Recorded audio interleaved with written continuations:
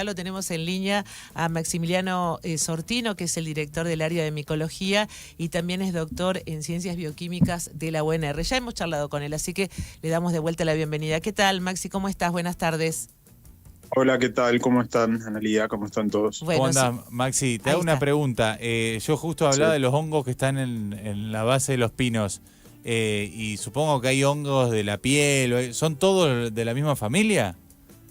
Y son, mira, el mismo reino se llama, porque vos cuando tenés los seres vivos, la primera clasificación que se hace en reino, hay 7 reinos, en uno, por ejemplo, están las plantas, en otro están los animales, y en otro diferente están los hongos. El Son reino todos reino fungi, se llama. Claro, el fungi. Y tienen un montón de características similares, si bien vos los ves diferentes, el del sombrero que crece abajo del árbol, el que te comes, tiene sus similitudes con los que te causan enfermedades también. Uh-huh. Esas similitudes, y bueno, y dentro de ese grupo, así que grandes diferencias, digo, pensando en los que nos afectan a la salud o los que podemos consumir, ¿no? En este último tiempo también hemos visto como mayor diversidad de hongos, digo, para comer o para consumir, porque se han ido instalando un poco este último tiempo. Claro, mira, los hongos en realidad para consumir o también como medicinales, siempre los que tuvieron, que arrancaron muchos miles de años antes son los chinos. Vos ves la medicina tradicional china y seguramente ya usaban hongos y hace mucho tiempo que están. Y ahora, gracias a Dios, hubo como un redescubrimiento, sobre todo en los últimos años, los hongos medicinales, que ahora se están usando un montón, como el reishi, melena de león, que se venden en las farmacias. Y bueno, y también culinariamente, también porque hay algunos hongos que ahora con la globalización, con todo, uno puede conseguir hongos que eran de otra zona, o hay técnicas para cultivarlos acá, hongos que por ahí no eran tan frecuentes. Entonces, por suerte se están descubriendo para gastronomía, como medicinales y otros usos. Bien, ustedes en la facultad, entiendo que, creo que el melena de león es uno sobre los que están trabajando y también actuar para los que afectan al organismo, ¿no? Los que nos generan problemas de salud. Claro, porque mira, como vos me decías, yo soy docente de la cátedra de micología en la carrera de bioquímica y nosotros lo que damos son los análisis bioquímicos para diagnosticar una patología causada por hongos. O sea, como son los bioquímicos, son los que hacen los análisis y ven si algún mal que tiene una persona es causado por hongos. Eso nos dio conocimiento de cómo trabajar con hongos, cómo cultivarlo, cómo identificarlo. Y en base a ese conocimiento fue que nos fueron proponiendo nuevos campos de investigación, y algunos son sobre hongos medicinales, otros son el de bioremediación que hablamos anteriormente, o incluso de hongos comestibles, que en realidad el conocimiento base es el mismo, hay que ver después dónde lo aplicás, porque como te decía, como son del mismo reino, ahí en el fondo todos se comportan igual, hay que ver para qué lado dirigís tu conocimiento. Entiendo. ¿Ustedes en qué puntualmente vienen trabajando? Entiendo que, o por lo menos leían algo de información que me acercaban, que el melena de león es uno sobre los que están trabajando, entendiendo que hay muchos antifúngicos, es decir, los medicamentos que uno los usa para enfrentar a los hongos no vienen dando tantos resultados, ya que, como pasa con los antibióticos, ¿no?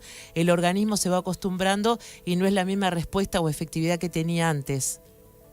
Claro, mira, nosotros...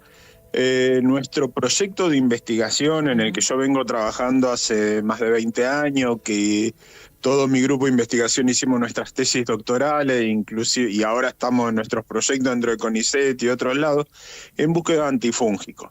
Esto lo justificamos por un lado de que hay una gran cantidad, son muy frecuentes las enfermedades por hongos. Por supuesto son de las enfermedades infecciosas, por ahí las de virus o bacterias son un poco más, pero las de hongos, sin embargo, están ahí.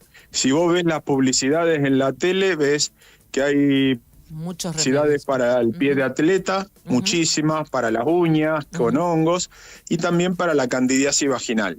O sea, vos ponés un rato que ves televisión y seguro que alguna de esas publicidades ves. Seguro. Y el problema es que como los hongos son distintos a las bacterias, no se tratan con los mismos medicamentos, son otro tipo de medicamentos que se llaman antifúngicos. y de esos no hay muchos. Hay pocos, relativamente pocos, y todos tienen algún problema. Algunos no son totalmente efectivos, algunos son bastante tóxicos. Si alguna vez te hace un tratamiento con hongos, para hongos, a veces los médicos te dicen, fíjate, te voy a dar un gastroprotector, Exacto, un protector porque traen hepático. problemas hepáticos. Ujú. Claro, y hay otros tratamientos que son para micosis más graves, porque esas micosis que te nombraba son las superficiales. En pacientes inmunocomprometidos, los hongos afectan ya el torrente sanguíneo, incluso algunos órganos internos. Y hay un tratamiento muy común que se llama anfotericina B, que a la larga trae un problema renal. O sea, medio que a veces el médico tiene que evaluar, cura una enfermedad sabiendo que está complicando otro órgano. Entonces, no hay tantos tratamientos para las infecciones por hongo, y sí son muy frecuentes, sobre todo en pacientes inmunocomprometidos. Y por eso nosotros, nuestra justificación es decir, busquemos nuevas drogas. Durante mucho tiempo yo hice mi tesis en este tema en la cátedra de farmacognosia, que es donde investigan los productos naturales que dieron lugar a drogas. Bien. Entonces, todos los derivados de plantas. Y en un primer momento buscábamos plantas que pudieran servir para curar, que tengan actividad antifúngica, que sería eso, o sea, que sirvan para matar a los hongos. Entonces, por ahí veíamos los usos tradicionales, los usos que hacían los pueblos originarios de esas plantas, y si bien ellos no decían es antifúngico, pero decían heridas en la piel. Y por ahí, cuando ese uso tradicional era herida en la piel, era porque la planta tenía algo que era antifúngico. Ujú. Entonces exploramos muchísimas plantas, tenemos muchos proyectos en distintas zonas del país, y bueno, y después para tratar de llegar a descubrir algún producto o una nueva molécula, algo para tratar estas enfermedades que están un poco limitados los tratamientos. Claro, porque cuando vos decís antifúngico, uno imagina, bueno, pero ¿para qué? ¿Por qué algo? Primero pensé, por mi ignorancia, digo, bueno, algo para que no crezcan hongos en la tierra, pero ahora vos lo decís, claro, hongos fundamentalmente en el cuerpo por el tema de la salud, y uno a veces, si bien ve todo el tiempo las publicidades, no termina de tomar noción de la cantidad de afecciones que hay por hongos en el cuerpo humano. Claro, esas son re comunes. Yo creo que todo el mundo alguna vez tuvo desde una enfermedad, un pie de atleta, una uña con un hongo. Las candidiasis vaginales prácticamente se sabe que las mujeres alguna vez en la vida la tienen. Son muy comunes, y si alguno tuvo un hongo en una uña, habrá visto que es muy difícil que se cure. Hay que tener mucha constancia, porque cuesta mucho, o sea, esos hongos vuelven, esas infecciones, porque a veces los tratamientos que hay no son del todo eficaces.